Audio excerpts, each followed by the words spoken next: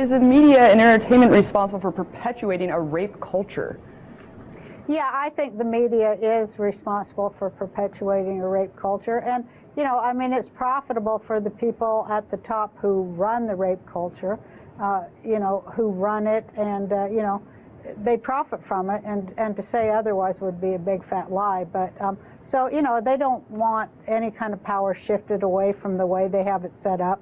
They're in a very hierarchical manner with, you know, women's free labor at the bottom, largely slave labor, at the bottom of that big pyramid.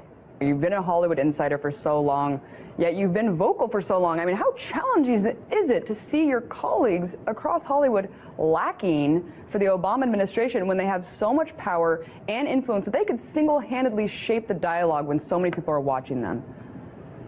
Well, I think that, you know, this is a culture of fear, and nobody's more afraid than people in Hollywood. They're afraid that they'll drop out of the top, you know. They're afraid that they'll drop from the bottom of the pyramid, maybe to the middle of the pyramid. But, you know, they're the ones, Hollywood is the one that keeps all this power structure and all this culture of racism and sexism and classism and genderism and all of it in place. They continually feed it, and they make a lot of money doing it. And they do it at the behest of their masters who run everything. So, you know, they're not going to get brave enough to do that. I mean, I think that there aren't many of us who are brave enough to do that. And I'm just, you know, I'm lucky that I can do it, and I feel that I do it on behalf of many people in Hollywood too. I go to Hollywood parties, or, you know, occasionally I go to Oscar parties and things like that.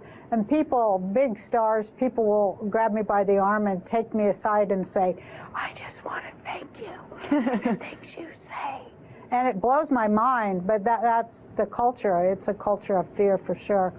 You know, and it's a big culture of mind control too. MK Ultra mind control rules in Hollywood. If you don't know, Google that and look into it.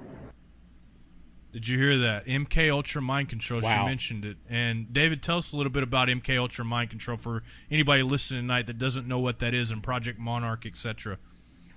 Well, MK Ultra is basically a mind control program that produces control slaves, and these are been well exposed and documented. The psychiatric hospital in Canada with Dr. Cameron, where these things took place, it's well documented. And there are other mind control programs, and these are things that we regularly talk about on the Midnight Ride. We were talking about that last week, and a lot of people, they just think we're nutty as goose grease, but this is real.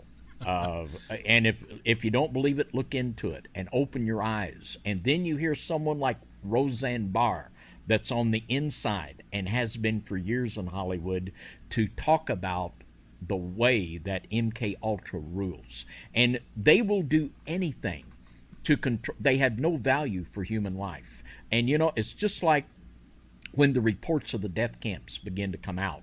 People did not want to believe that human beings could stoop to that level of depravity. And this is why they continued so long. And this is why Hollywood is continuing. People don't want to believe that human beings will murder and rape and torture other human beings just for money and power. But this is the history of the human race. And always, this is outside of an individual giving their heart and life to Jesus the Messiah. They're going to fall into the world, and the world is controlled by the evil one. And it's stunning to hear someone like Roseanne Barr to talk about MK Ultra ruling in Hollywood. And I say God bless her for having the courage to speak up and to say that. And